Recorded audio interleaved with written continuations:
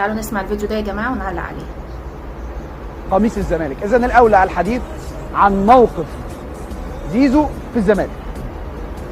القصه كالتالي: زيزو كان سيناريوهاته ماشيه مع الزمالك في مفاوضات وجلسات،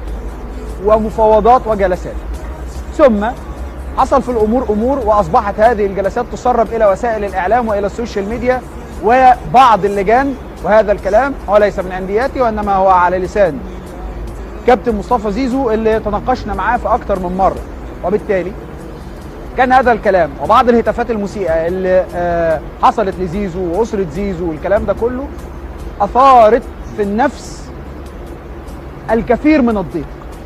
متضايقين، والد زيزو تحديدا متضايق من فكره انه ليه ده بيتعمل، ومش ده شكل من الاشكال اللي من المفروض تتعمل مع زيزو. اكتر حاجه مضايقاه والد زيزو، انا هنا بقول اهو عشان ابقى دقيق، هل بيقول لك يا جماعه والد زيزو زعلان؟ طب ما يزعل ولا يتفلق يا جماعه؟ بجد يزعل ولا يتفلق؟ انا مش فاهمه احنا اديناهم اكبر من حجمهم كده ازاي؟ بجد والله. يعني ايه نقعد نتحايل على زيزو عشان يجدد؟ ما ان شاء الله عنه ما جدد. بجد والله ان شاء الله عنه ما جدد. ووالد زيزو زعلان قوي عشان تفاصيل المفاوضات بتطلع بره. ها؟ ولما حضرتك تروح تتفاوض مع الاهلي وتاخد شيكين منهم، ده اسمه ايه؟ ولما حضرتك تطلع كل شويه في الاعلام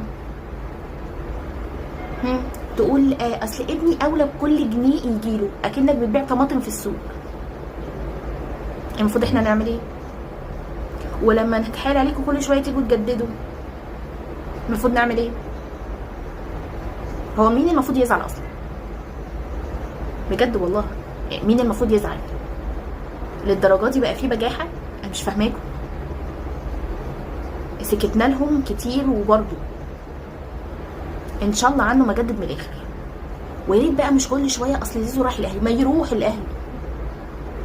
يروح الاهلي والله يا جماعه، كبرتوا الموضوع.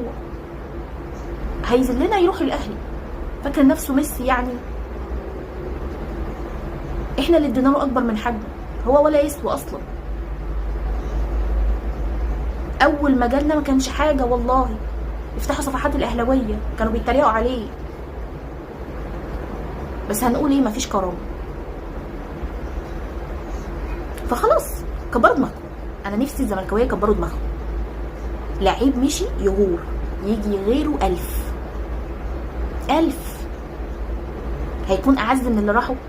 مش هيكون اعز من اللي راحوا، اعز منه.